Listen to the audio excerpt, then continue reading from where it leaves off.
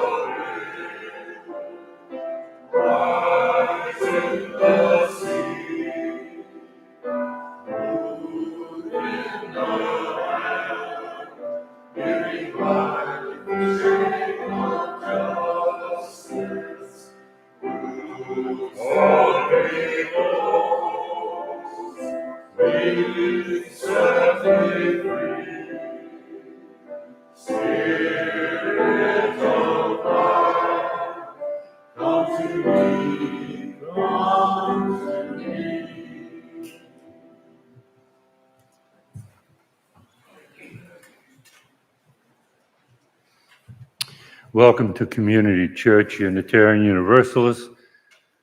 I'm your worship associate, Jim O'Neill. It's a joy to be with you today. For those new to our community, let me introduce us as a progressive, open-minded, and inclusive religious community. We welcome all who are on the spiritual search for truth and meaning. Ours is also a faith in action as we do the work of social justice and elevate compassion in our quest to live ethically, recognizing the inherent worth and dignity of every being. Please look to your weekly email for announcements. Today, we're delighted to welcome back to our pulpit Michele Firestone.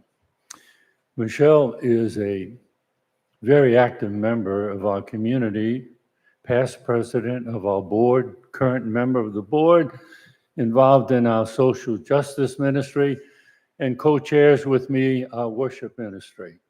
We're delighted to have her in the pulpit today.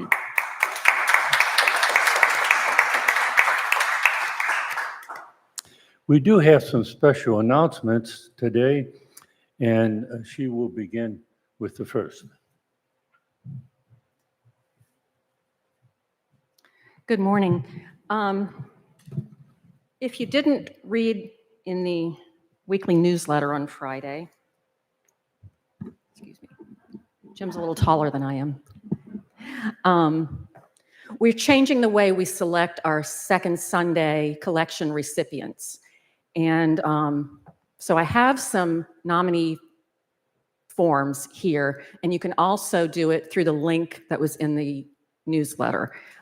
So we need 12 or probably 11 organizations, local organizations that will collect for the second Sunday of each month, and we're taking nominations for those from the congregation. Normally, the Justice Ministry has selected them themselves, but now we're taking nominees from the congregation. So please either fill out one of these forms, which I will put in the fellowship hall during coffee hour, or go online and fill out the forms, and I will get that. But it's a very simple form. So that's that. And now we'll hear from Deborah Salvador, president of our board.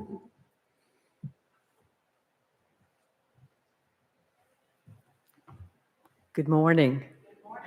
I just wanted to bring your attention to a couple of announcements that are in the newsletter, but they're pretty important. Some things coming up the weekend of December 13th and 14th. First off, December 14th, that Sunday, will be our December congregational meeting. We have several things on the agenda this time. The first two is our usual, is approving the 2026 budget, the next year's proposed operating budget, and then nominating members for our nominating committee who will work to put together a slate of officers for our new year starting when we have our election in June. In addition, we have a couple of other items that are important. We have some bylaws changes. We have a small change to our covenant of right relations, and we also have an update and some changes to our statement, our resolution that we originally had adopted in 2017 because we are a sanctuary church. And so we encourage everyone to be here. Of course, we need to have a quorum. All of these require a congregational vote. The details of all of those changes, there are files that are connected to the newsletter email. There's also another link to it. There's also my email. If you're having trouble getting them any of those ways, I'm happy to work with you so that you can review all those items ahead of time. There's nothing real controversial in any of them or very long, but we do need you to it'd be good to be familiar with them before that Sunday. So that's December the 14th. December the 13th there is a workshop that is put on by the UUA called Break Barriers, Build Beliefs Workshop. This is a special workshop, and it's targeted toward congregations that are searching for a minister. And the idea behind this workshop is to prepare us for welcoming a new minister to our congregation. Keeping in mind, as I had said when I talked about the General Assembly this year, I noted that many of the new ministers out there are BIPOC, LGBTQIA+. And so we're looking at a diversity of people, persons who may come to our pulpit. And this workshop is intended to help us to understand how to be welcoming to our new minister. It's online from 11 to 1:30. There is in the newsletter, there's a QR code that you can scan so that you can sign up individually, so you can do it in the comfort of your home. And I encourage us all, whether we're board, members of the search committee, members of the congregation, to attend if at all possible. So thank you for your time. Thank you. Thank you, Deborah. One more announcement. Brad Ott, please.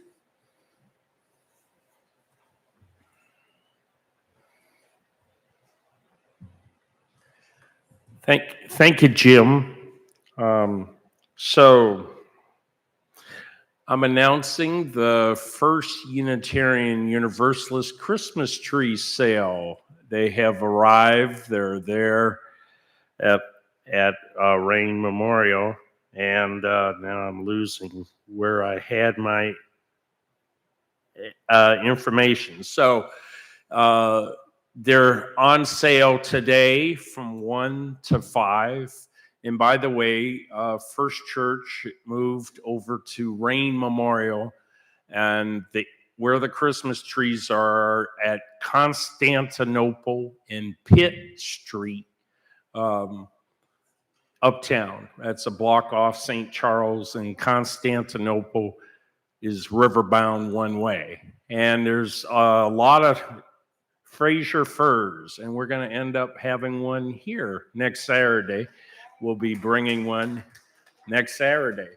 And so then they will have Friday, Saturday, Sunday sales, generally from 9 to 5 each day through till they're gone. There's about 300 trees. And so, and also if people are looking, or if you know of anybody that needs community service hours, or you want a new type of exercise, we're actually looking for people to volunteer to help move trees or be shopkeepers and so forth. We got some people who volunteered, but also next Saturday, also in conjunction with it's the Saturday after Thanksgiving, there's going to be a book sale. We're going to have a lot of UUA books there, t-shirts and other things as well.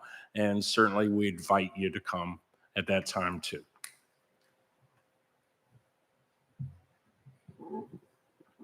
Thank you, Brad.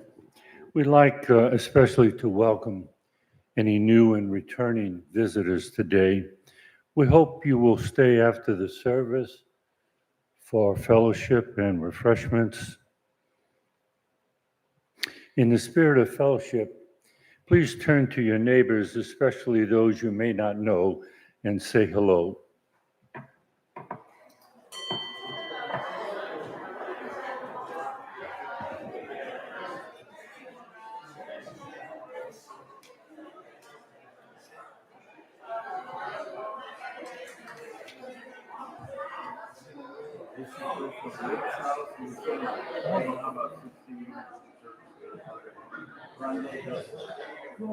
Good, wonderful.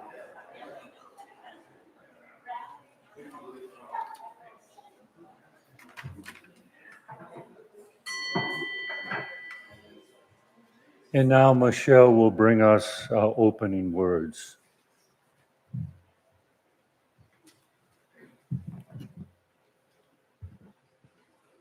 Our opening words this morning are from William Stafford. It could happen anytime. Tornado, earthquake, Armageddon, and I would add hurricane maybe. Or sunshine, love, salvation. It could, you know. That's why we wake and look out. No guarantees in this life, but some bonuses, like morning, like right now. Please join me in the words for chalice lighting, printed in your order of service.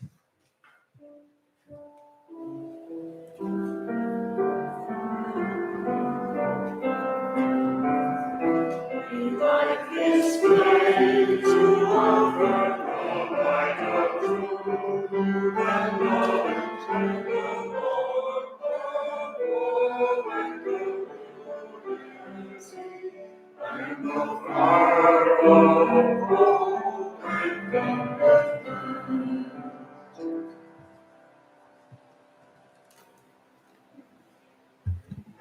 Our time for all ages comes from Kathy Ross. If the moon came out only once a month, people would appreciate it more. They'd mark it in their date books, take a walk by moonlight. And if the moon rose but once a century, ascending luminous and lush on a long-awaited night, all humans on the planet would gather in huddled, whispering groups. Tonight, why not go outside and gaze up in wonder, as if you'd never seen it before, as if it were a miracle, as if you had been waiting all your life. Now let's sing out the child. We have one child today.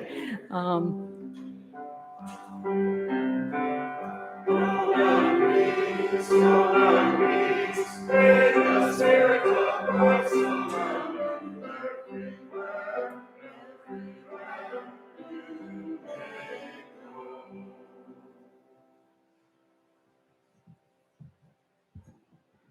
Our first reading this morning is Thanksgiving as a Day of Mourning by Mike Johnson.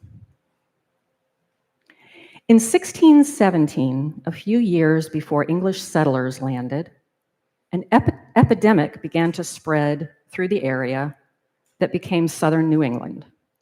It likely came from British fishermen who had been fishing off the coast for decades. By 1620, 90 to 96% of the population had died from the epidemic. It decimated the tribes and left many of their villages empty. One of those villages was Patuxet. When the English settlers arrived in Plymouth Harbor in 1620, they found a cleared village, so this is right after the epidemic. They found a cleared village with fields recently planted in corn. This was a big part of the reason they chose it for their settlement. All of the village's people had died from the epidemic, except for Tisquantum, whom we know as Squanto. We never really hear the whole story about Squanto. We hear he taught the settlers how to plant corn and fish and hunt the local area. But how was it that he spoke English? Here's the story as told by James Lowen. As a boy, he was probably stolen by a British captain in about 1605 and taken to England. There, he spent about 9 years before his employer arranged his passage back to Massachusetts. So this would bring us to around 1614. He was home for less than a year before a British slave trader seized him and others and sold them into slavery in Spain.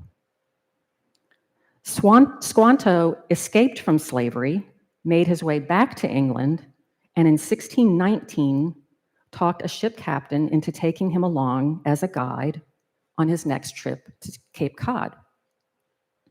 Squanto walked to his home village only to make the horrifying discovery that he was the sole member of his village still alive. All the others had perished in the epidemic 2 years before. The settlers lost half their people during the first hard winter. There were only 53 settlers who survived until the Harvest Festival that was later declared to be the first Thanksgiving. It was a brief moment of tentative peace. 1 generation later, the English settlers and the Wampanoag were at war. For many Native people in our time, the day called Thanksgiving has become a day of mourning. Mourning for the hundreds of years of losses suffered by their people.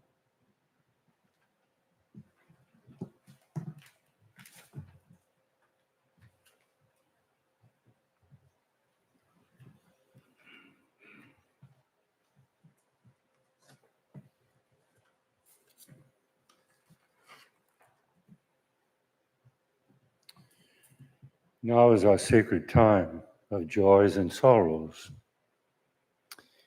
If you're online, you may write your joys and sorrows in the comments section to be read aloud. In person, you may write on one of the cards being passed out by our greeters. Our hymn during this interlude is number 53, I Walk the Unfrequented Road, number 53.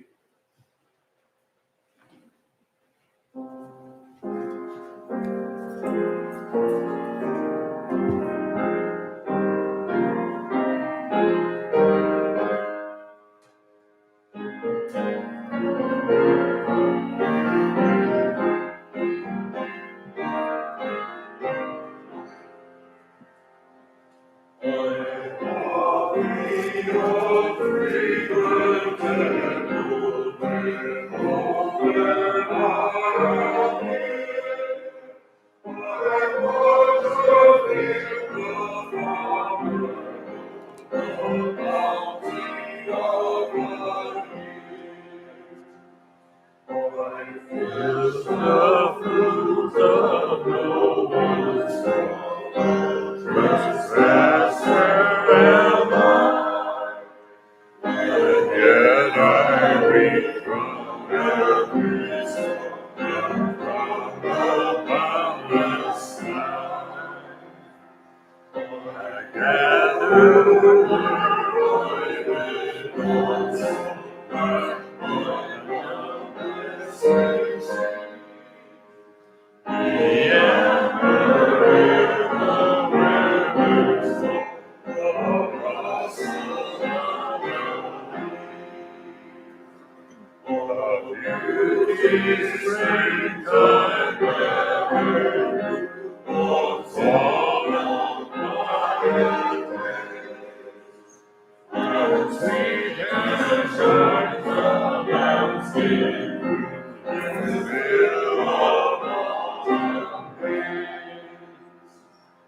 I face the hills, the streams, the wood, and you with all again.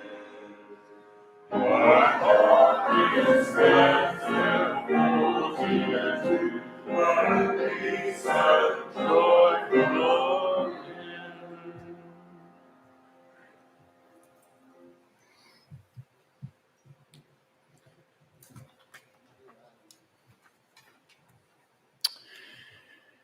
From Joel, we have a joy that both our children are here for the holidays.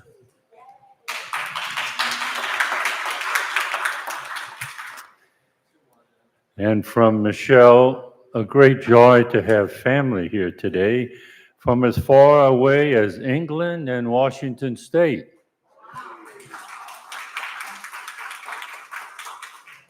And a sorrow for immigrants living in fear in our state as Border Patrol and ICE step up their activities. I'm especially concerned about the immigrant mother we've helped out, who is now afraid that she will be picked up and her children will not know where she is.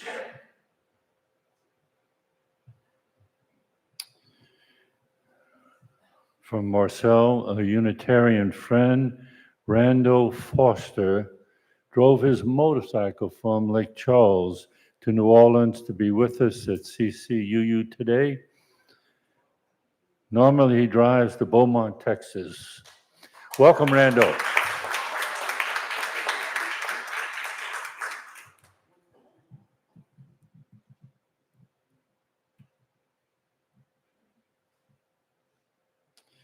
While we're waiting for another, we always take a few moments for the joys and sorrows that have not been expressed, that we haven't found words for, but are carried deep in our heart. We hold you and your joys and sorrows in our own hearts and light 2 more candles.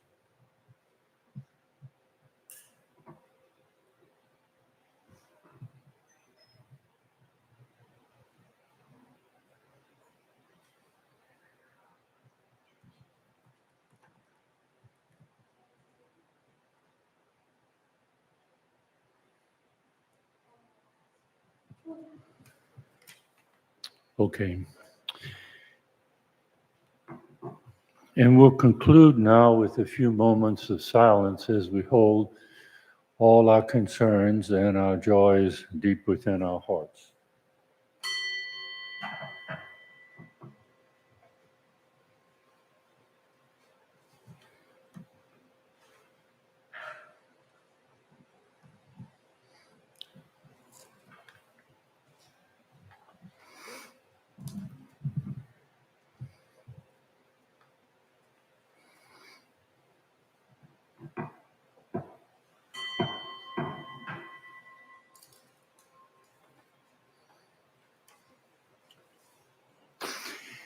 This reading is from Robin Wall Kimmerer, the author of Braiding Sweetgrass, and this reading is from her other book, Service Berries.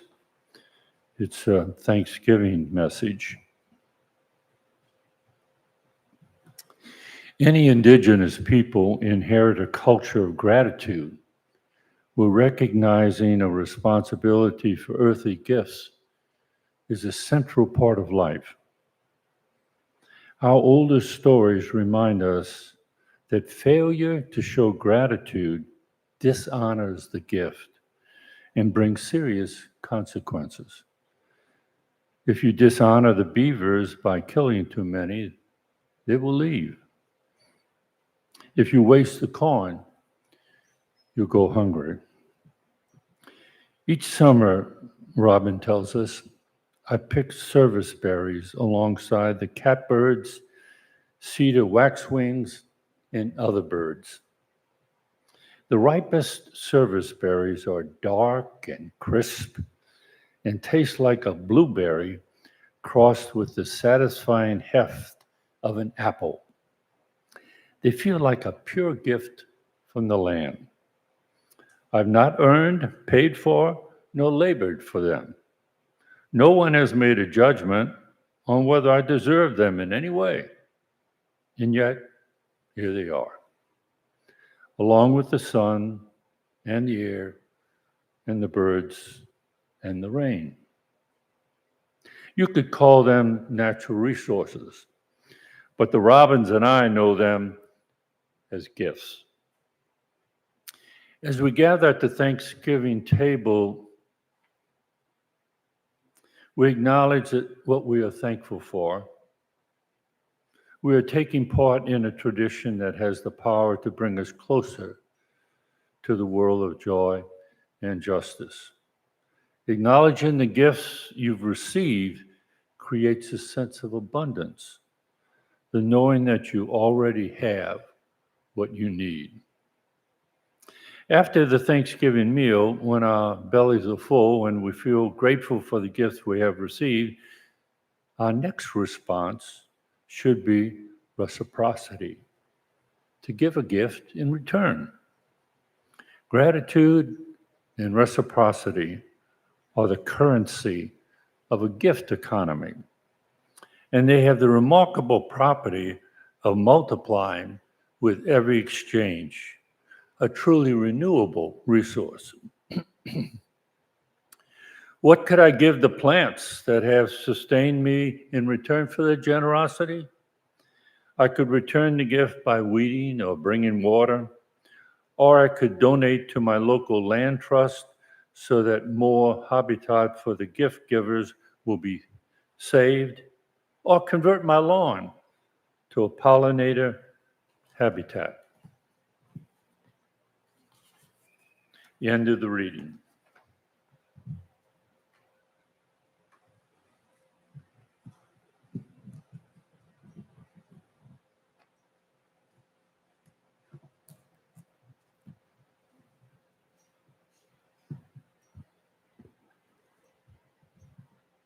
Thanksgiving is my favorite holiday.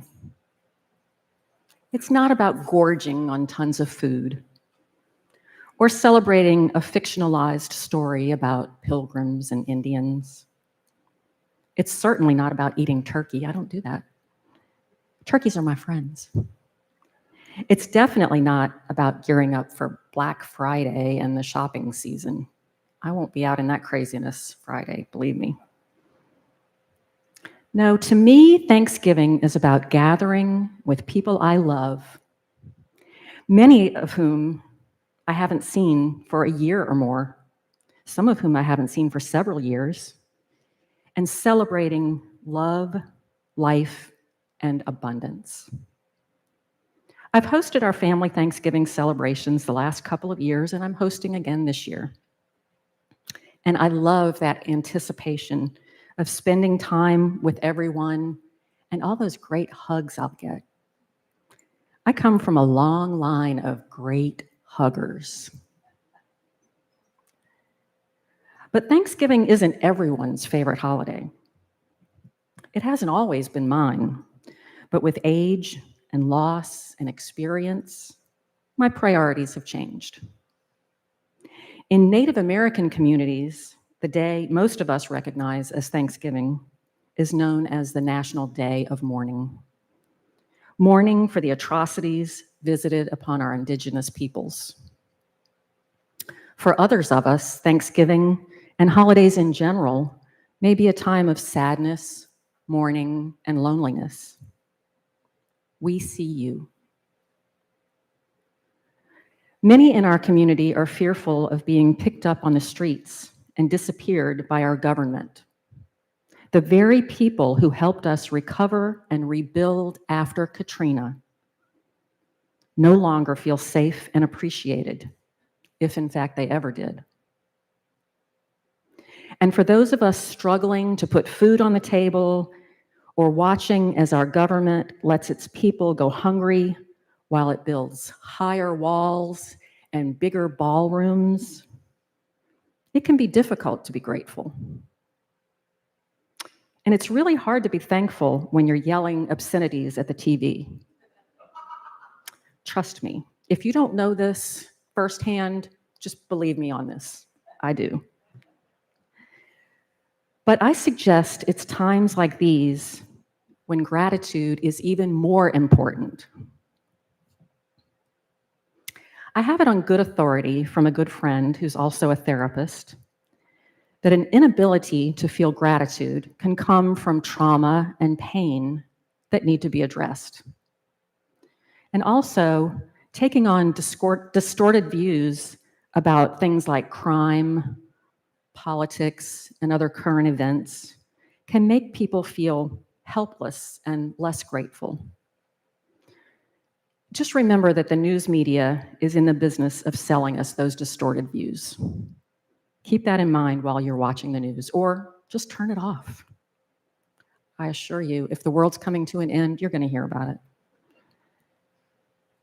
Gratitude has become quite the buzzword in recent years, with social media influencers talking about it, and those signs, those big word signs people put up on their mantle with the word gratitude or attitude of gratitude. A New York Times reporter recently wrote an article about the platitude of gratitude. And I get it. When we see and hear the same thing over and over, especially in a way that might seem less than sincere, it can start to become invisible or just background noise. It loses its depth of meaning. But there's a good reason for that overuse. Psychologists have learned a tremendous amount in the past 20 years or so about the benefits of gratitude and other positive emotions, and it's catching on. And here's the great thing. Even if you feel like you're not a particularly positive or thankful person, there are very concrete things you can do to nurture those emotions and build those positive muscles. It's kind of like, I know they say in AA, fake it till you make it. You can do that with positive emotions. Here are some examples from a Harvard Medical School newsletter article entitled, "In Praise of Gratitude." And I quote, "In positive psychology research, gratitude is strongly and consistently associated with greater happiness. Gratitude helps people feel more positive emotions, relish good experiences, improve their health, deal with adversity, and build strong relationships." Two psychologists, Dr. Robert Emmons and Dr. Michael McCullough, have done much of the research on gratitude. In one study, they asked all participants to write a few sentences each week, focusing on particular topics. One group wrote about the things they were grateful for that had occurred during the week. A second group wrote about daily irritation or things that had displeased them. And the third group just wrote about events that had happened without any focus on positive or negative. After 10 weeks, those who wrote about gratitude were more optimistic and felt better about their lives. Surprisingly, they also exercised more and had fewer doctor visits than those who focused on sources of aggravation. Another leading researcher in this field, Dr. Martin Seligman, tested the impact of various positive psychology interventions on 411 people. Dr. Seligman is kind of known as the father of positive psychology, and he's written some really interesting books about that. When their weekly assignment was to write and personally deliver a letter of gratitude to someone who had never been properly thanked for a kindness, participants immediately exhibited a huge increase in happiness scores. This impact was greater than from any other intervention Seligman tested, with benefits lasting for a month. Of course, studies like this one can't prove cause and effect, but most of the studies published on this topic support an association between gratitude and an individual's well-being. That ends the quote from the article. So, in that vein this morning, instead of me standing here and yammering to you about what you can do, we're actually going to do some work to actively nurture our gratitude.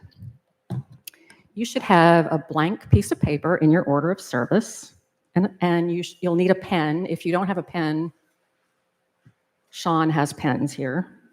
If you don't have paper, let us know too. And I'm going to suggest two options to you. Number one, either write a heartfelt thank you note to someone whom you feel you did not properly thank for a kindness, or write about things that happened in the past week for which you are grateful. And you'll have about 5 minutes to do that. And Nick's going to play us some thank you letter writing music, a la Jimmy Fallon. So either write a letter, a thank you letter, or write about things you're grateful for from this past week.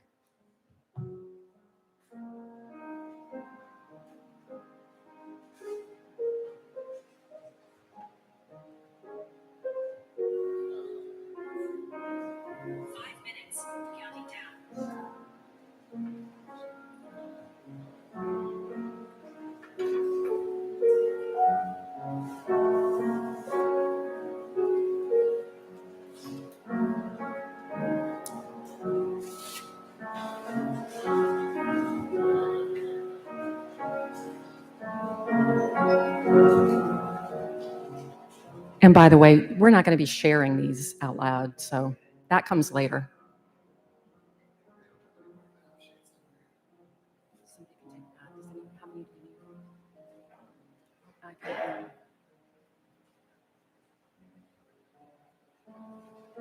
There's a tab of paper here if anybody else needs it.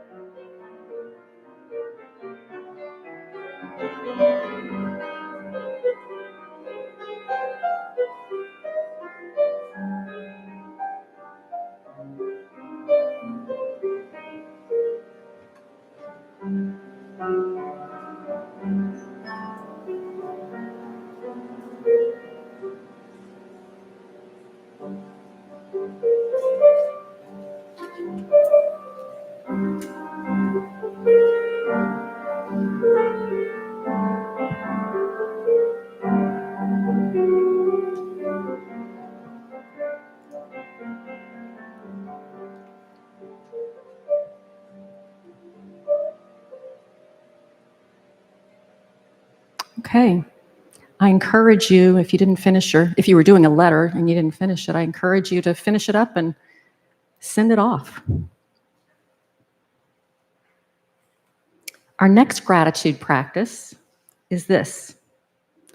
Share with us one of two things, either where you find, or it could be a combination, where you find a miracle in this life or something for which you are grateful. Raise your hand if you'd like to speak, and Jim's going to come around with the mic. And please do speak into the mic because we have people watching on YouTube.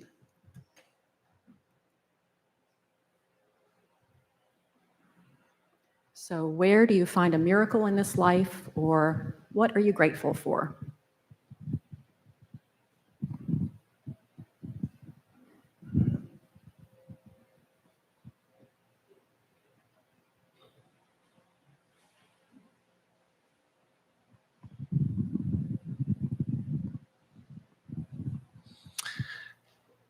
I am grateful for my students in this last full week of school. And in the middle of the week, or near the beginning actually, with all this AC and heat varying between buildings, I had a brief chest cold. But I suffered and I made it through.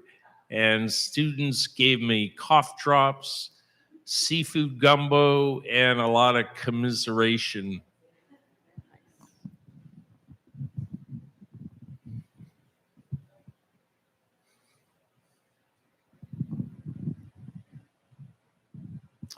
I'm grateful for four-legged creatures who give us their unconditional love.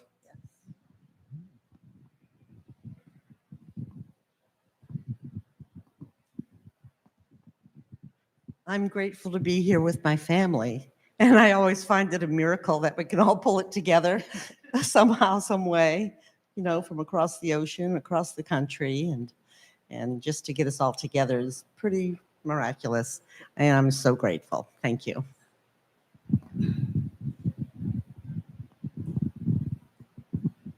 I am grateful for all of my friendships, both here at church and at work.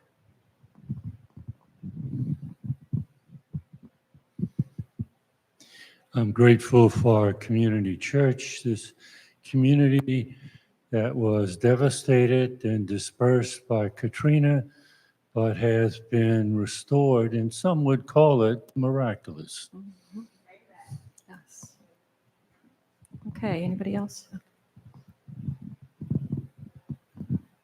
I am grateful for the almost miraculous set of coincidences that led my life to where I am now. One night about 13 years ago, a man that I had worked with but hadn't talked to in a year called me up and said, "Bill, do you want to go out and get some drinks?" I said, "Sure." And so we went to the Columns, we had some drinks, it was a nice time, and on the way out, we walked to the sidewalk and we both turned to the right. And when I got to the corner, I said, "Eric, I have to ask you, you were talking about your girlfriend. How do you meet someone at our age in this day and age?" And this is not an advertisement or an endorsement, but he said, "Okay, Cupid." And that's what I did. And that's where I met my wife, Alice. And I often think that if I had parked at the other end of the block and hadn't taken that right-hand turn with him, every day of the last 13 years would be so different from what it is today. And I'm grateful for that miracle. Mm-hmm.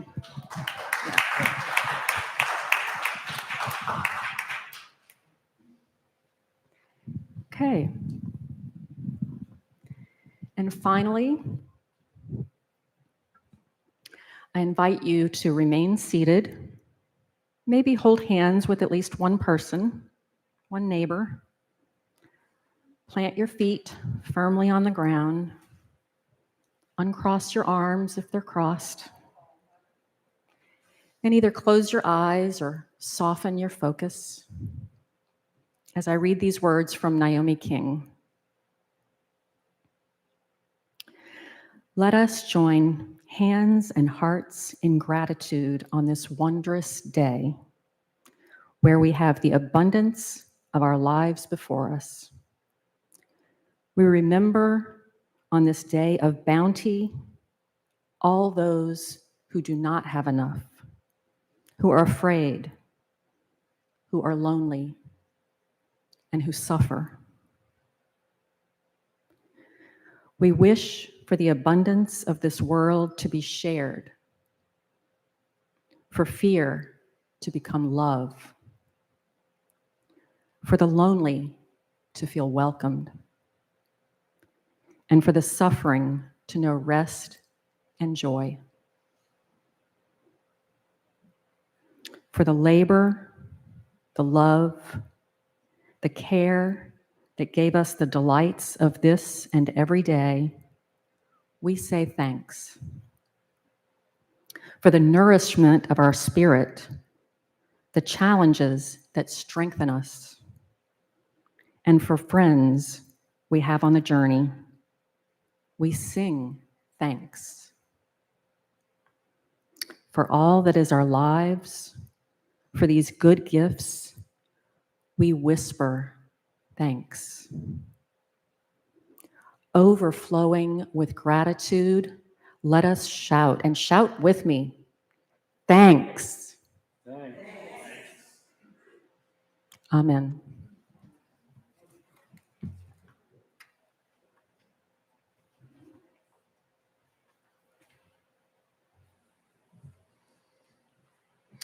And thank you, Michele. Community Church Unitarian Universalist is a self-sustaining congregation. Members and friends' generosity help us do the sacred work of bringing justice, spirituality, and compassion to our community and beyond. You can give online by text or in person this morning. See the information on the back of your order of service for giving by text. Our offertory hymn is number 102. We are the heirs of many ages. Number 102 in your hymnal.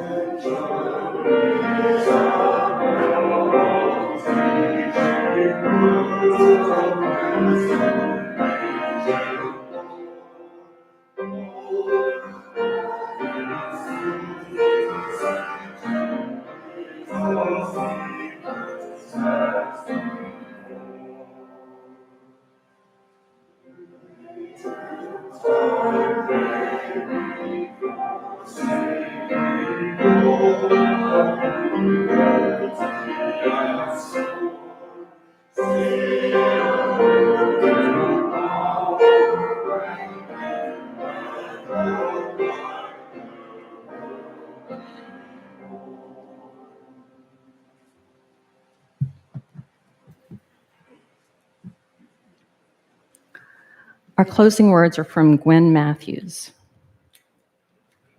Today, we are thankful for you and what you bring to our church. Your spirit, talents, generosity, imagination, and dedication reaffirm our fellowship and create our beloved community. For those who embrace Thanksgiving as a day to honor the gifts of family, friendship, abundance, security, we celebrate with you and join our voices to hold aloft all sacred blessings. For those who hold Thanksgiving as a day of sadness, who mourn for the hurt and loss of Native peoples, who are lonely, who grieve the loss of those dear and beloved, and I would add, those who are afraid to walk outside their homes right now. We hold your heartache and sorrow and fear, so you do not have to carry that burden alone. Blessings be upon you.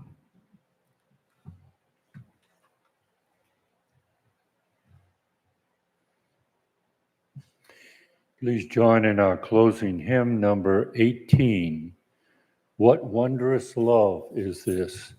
Number 18 in your hymnal.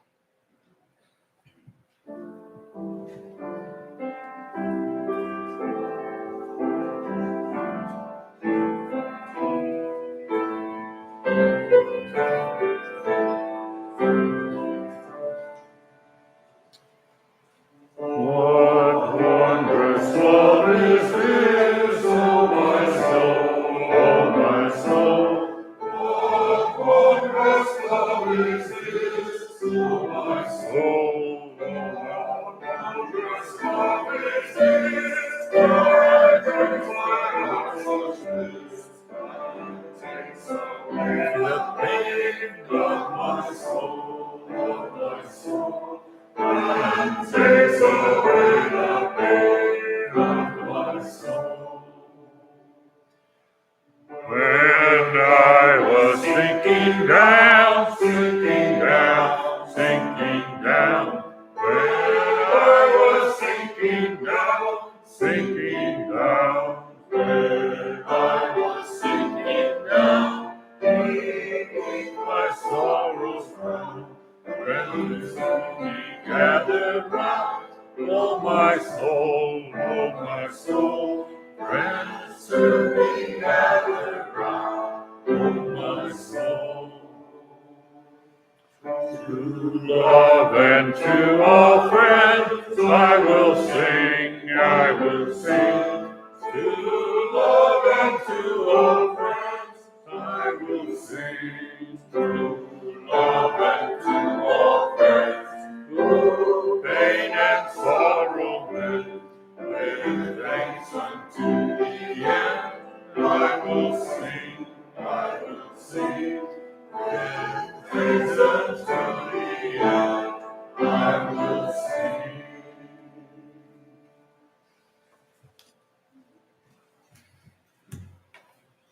Please join me in extinguishing our chalice. It's in order of service. We extinguish the chalice here, that it might glow gently in our hearts. May it light your path as you leave this place. May it guide your way until we are together again. Please join us for refreshments and fellowship in our fellowship hall.